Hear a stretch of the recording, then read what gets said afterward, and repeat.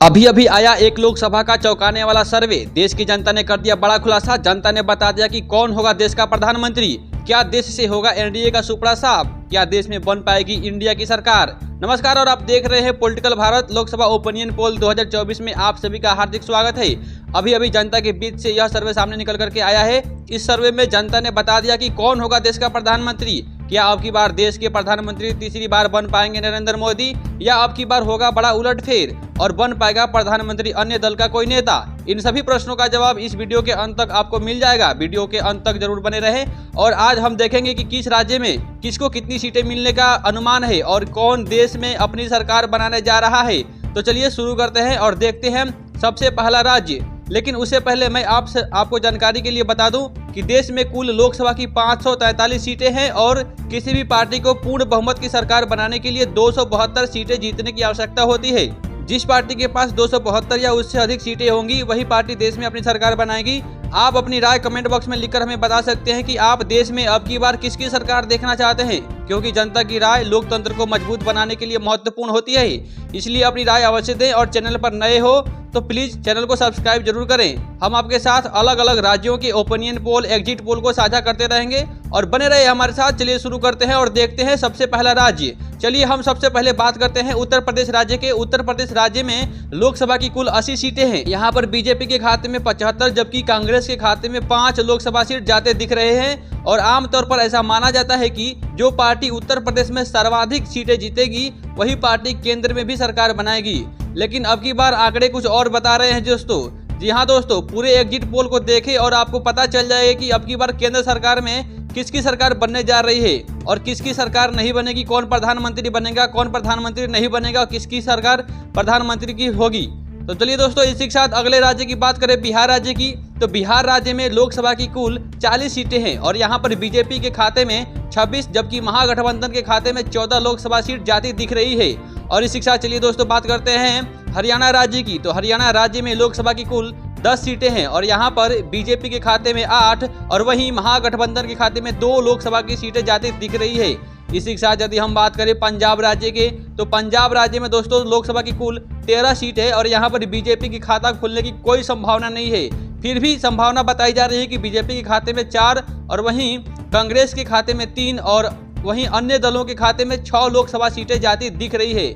यानी कि पंजाब राज्य में बीजेपी की लूटियां डूबती हुई नजर आ रही है दोस्तों। जी हाँ दोस्तों, चलिए इसी के साथ यदि हम बात करें गोवा राज्य की, तो गोवा राज्य में लोकसभा की कुल 2 सीटें हैं और यहाँ पर बीजेपी व कांग्रेस के बीच बराबर की टक्कर देखने को मिल सकती है, क्योंकि गोवा की 2 लोकसभा सीटों में से बीजेपी के खाते में 1 और वहीं कांग्रेस के खाते में भी 1 लोकसभा सीट जाती दिख रही है। चलिए इसी के साथ यदि हम बात करें असम राज्य की, तो असम राज्य में लोकसभा की कुल 14 सीटें हैं। यहाँ पर बीजेपी के खाते में 12, महागठबंधन के खाते में 3 लोकसभा सीट जाते दिख रहे हैं। यानी कि ये कहें कि असम राज्य में बीजेपी को काफी फायदा होता नजर आ रहा है और वहीं महागठबंधन को यहाँ भारी नुकसान का सामना करना पड़ रहा है। जी हाँ दोस्तों, चलिए इसी के साथ यदि हम बात करें छत्तीसगढ़ राज्य की, तो छत्तीसगढ़ राज्य में लोकसभा की कुल 11 सीट है और यहाँ पर बीजेपी के खाते में 5 और वहीं महागठबंधन के खाते में 6 लोकसभा सीट जाते दिख रही है। तो चलिए इसी के साथ यदि हम बात करें तमिलनाडु राज्य की, तो तमिलनाडु राज्य में लोकसभा की कुल 39 सीटें हैं। यहाँ पर बीजेपी के खाते में 13 जबकि महागठबंधन के खाते में 26 लोकसभा सीट जाते दिख रही है।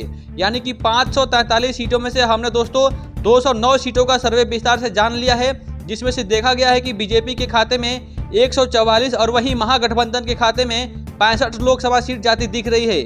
यानी कि बीजेपी अभी भी बढ़त बनाए चल रहा है और साथ ही महागठबंधन का सुपड़ा साथ होते दिख रहा है। जी हाँ दोस्तों, चलिए इसी के साथ यदि हम बात करें केरल राज्य की, तो केरल राज्य में लोकसभा की कुल 20 सीटें हैं और यहाँ पर बीजेपी के खाता खुलने की कोई संभावना नहीं है। यानी कि केरल राज्य में बीजेपी की लुटिया डूबती हुई नजर आ रही है और वहीं महागठबंधन के खाते में 12 लोकसभा सीटें जाती दिख रही है और अन्य पार्टी के खाते में 8 लोकसभा सीट जाती दिख रही है। चलिए इसी के साथ यदि हम बात करें तेलंगाना राज्य की, तो तेलंगाना राज्य में लोकसभा की कुल 17 सीटें हैं। यहाँ पर बीजेपी के खाते में 13 और वहीं महागठबंधन के खाते में 4 लोकसभा सीट जाती दिख रही है। यानी कि तेलंगाना राज्य में बीजेपी को काफी फायदा हो सकता है और वहीं महागठबंधन को काफी नुकसान होता नजर आ रहा है। चलिए इसी के साथ यदि हम बात करें मणिपुर राज्य की, तो मणिपुर राज्य में लोकसभा की कुल 2 सीटें हैं और यहाँ पर बीजेपी के खाता खुलने की कोई संभावना नहीं है। वहीं मणिपुर की 2 लोकसभा सीट कांग्रेस यानी कि महागठबंधन के खाते में जाती दिख रही है। चलिए इसी के साथ यदि हम बात करें मध्य प्रदेश राज्य की, तो मध्य प्रदेश राज्य में लोकसभा की कुल 29 सीटें हैं। यहाँ पर भी बीजेपी के खाते में 22 और वहीं महागठबंधन के खाते में 7 लोकसभा सीटें जाती दिख रही है। मध्य प्रदेश में भी महागठबंधन को नुकसान का सामना करना पड़ सकता है और वहीं बीजेपी को यहाँ काफी फायदा होता नजर आ रहा है। जी हाँ दोस्तों, चलिए इसी के साथ यदि हम बात करें त्रिपुरा राज्य की, तो त्रिपुरा राज्य में लोकसभा की कुल 2 सीटें हैं और यहाँ पर बीजेपी व कांग्रेस के बीच बराबर की टक्कर देखने को मिल सकती है। त्रिपुरा की 2 लोकसभा सीटों में से बीजेपी के खाते में 1 और वहीं महागठबंधन के खाते में भी 1 लोकसभा सीट जाती दिख रही है। चलिए इसी के साथ यदि हम बात करते हैं जम्मू कश्मीर की, जम्मू कश्मीर में लोकसभा की कुल 6 सीटें हैं। यहाँ पर भी बीजेपी व कांग्रेस के बीच बराबर की टक्कर देखने को मिल सकती है। जम्मू कश्मीर को 6 लोकसभा सीटों में से बीजेपी के खाते में 3 और वहीं महागठबंधन के खाते में भी 3 लोकसभा सीट जाती दिख रही है।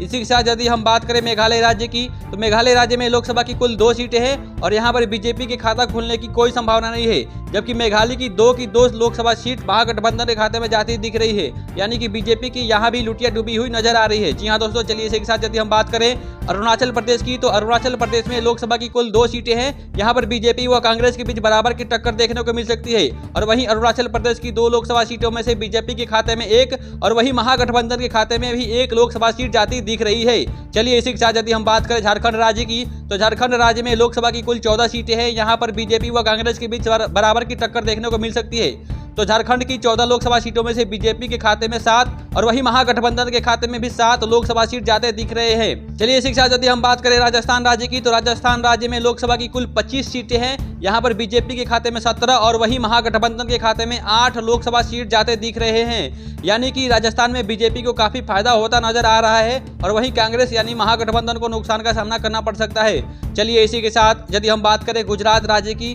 तो गुजरात राज्य वैसे तो भाजपा का गढ़ माना जाता है, लेकिन ओपिनियन पोल को देखें और आपको पता चल जाएगा कि किसको कितनी सीट मिल सकती है। वैसे तो गुजरात राज्य में लोकसभा की कुल 26 सीटें हैं। यहाँ पर बीजेपी के खाते में 22 और वहीं महागठबंधन के खाते में 4 लोकसभा सीटें जाती दिख रही है। इससे यह पता चलता है कि गुजरात बीजेपी का गढ़ माना जाता है। जी हाँ दोस्तों, क्योंकि गुजरात में बीजेपी को काफी फायदा होता नजर आ रहा है। और इसी के साथ चलिए दोस्तों, इसी के साथ यदि हम बात करें दिल्ली केंद्र शासित प्रदेश की, तो दिल्ली में लोकसभा की कुल 7 सीटें हैं। यहाँ पर इस बार बीजेपी के खाते में 5 और वहीं महागठबंधन के खाते में 2 लोकसभा सीट जाती दिख रही है। चलिए इसी के साथ यदि हम बात करते हैं हिमाचल प्रदेश की, तो हिमाचल प्रदेश में लोकसभा की कुल 4 सीटें हैं। यहाँ पर बीजेपी व कांग्रेस के बीच बराबर की टक्कर देखने को मिल सकती है। यानी कि हिमाचल प्रदेश की 4 लोकसभा सीटों में से बीजेपी के खाते में 2, वहीं कांग्रेस के खाते में भी 2 लोकसभा सीट जाती दिख रही है। चलिए इसी के साथ यदि हम बात करें उड़ीसा राज्य की, तो उड़ीसा राज्य में लोकसभा की कुल 21 सीटें हैं। यहाँ पर बीजेपी के खाते में 16, वहीं कांग्रेस के खाते में 2 और अन्य पार्टी के खाते में 3 लोकसभा सीट जाती दिख रही है। चलिए इसी के साथ यदि हम बात करें पश्चिम बंगाल की, तो पश्चिम बंगाल राज्य में लोकसभा की कुल 42 सीटें हैं। यहाँ पर बीजेपी के खाते में 17 और वहीं कांग्रेस यानी कि महागठबंधन के खाते में 25 लोकसभा सीट जाती दिख रही है। यानी कि पश्चिम बंगाल में बीजेपी को नुकसान का सामना करना पड़ सकता है और वहीं महागठबंधन यानी कि इंडिया अलायंस को काफी फायदा होता नजर आ रहा है। चलिए इसी के साथ यदि हम बात करें महाराष्ट्र राज्य की, तो महाराष्ट्र राज्य में लोकसभा की कुल 48 सीटें हैं। यहाँ पर बीजेपी के खाते में 32 जबकि महागठबंधन के खाते में 16 लोकसभा सीट जाते दिख रहे हैं। यानी कि अभी तक 543 सीटों में से 476 सीटों का सर्वे हमने विस्तार से जाना, जिसमें से देखा गया कि बीजेपी के खाते में 180 और महागठबंधन के खाते में 263 लोकसभा सीट जाती दिख रही है। यानी कि अभी भी बीजेपी काफी बढ़त बनाए हुए चल रहा है। जी हाँ दोस्तों, इसी के साथ यदि हम बात करें कि केंद्र शासित प्रदेशों की, अन्य केंद्र शासित प्रदेशों में भी लोकसभा की कुल 7 सीटें हैं, जिसमें से बीजेपी के खाते में 3 और वहीं महागठबंधन के खाते में 4 लोकसभा सीट जाते दिख रहे हैं। चलिए इसी के साथ यदि हम बात करते हैं आंध्र प्रदेश की, आंध्र प्रदेश में लोकसभा की कुल 25 सीटें हैं। यहाँ पर बीजेपी की खाता खुलने का कोई संभावना नहीं है, जबकि महागठबंधन के खाते में 10 और वहीं अन्य पार्टी हुए के खाते में 15 लोकसभा सीट जाती दिख रही है। यानी कि आंध्र प्रदेश में बीजेपी की लुटिया डूबती हुई नजर आ रही है। इस प्रकार लोकसभा की 543 सीटों का सर्वे हमने विस्तार से जाना, जिसमें से देखा गया है कि बीजेपी के खाते में 303, वहीं इंडिया यानी महागठबंधन के खाते में 173 लोकसभा सीट जाती दिख रही है। और दोस्तों, मैंने आप सभी को वीडियो के आरंभ में ही आपको बता दिया था कि किसी भी पार्टी को पूर्ण बहुमत की सरकार बनाने के लिए 272 सीटें जीतने की आवश्यकता होती है और बीजेपी के खाते में 303 लोकसभा सीटें जीती जा दिख रही है। तो इस ओपिनियन पोल के आधार पर अब की बार हम कह सकते हैं कि बीजेपी अपनी तीसरी बार फिर से सरकार बनाने जा रही है। इधर महागठबंधन का सुपड़ा साफ नजर आ रहा है। और आपको क्या लगता है दोस्तों कि देश में अब की बार किसकी सरकार बनेगी? कमेंट करके जरूर बताइएगा। क्या प्रधानमंत्री नरेंद्र मोदी फिर से तीसरी बार सरकार बना लेंगे? इस बारे में आप कमेंट करके जरूर बताएं दोस्तों, क्योंकि लोकतंत्र को मजबूत बनाने के लिए जनता की राय महत्वपूर्ण होती है, इसलिए अपनी राय अवश्य दें। और आप सभी मतदाताओं सभी हाथ जोड़ करके निवेदन करता हूं, प्रार्थना करता हूं कि आप सभी लोग वोट देने के लिए अवश्य जाइए। करिएगा, क्योंकि दोस्तों आप सभी को वोट से ही सरकार का निर्णय होता है। आप सभी यदि वोट देंगे तो सभी सरकार अच्छे से कार्य करेगी, नहीं तो नहीं कर पाएगी। तो दोस्तों अभी तक आपने अपने चैनल को सब्सक्राइब नहीं किया तो प्लीज अपना समझ करके चैनल को सब्सक्राइब कर दीजिए, वीडियो को शेयर कर दीजिए और लाइक भी कर दीजिए।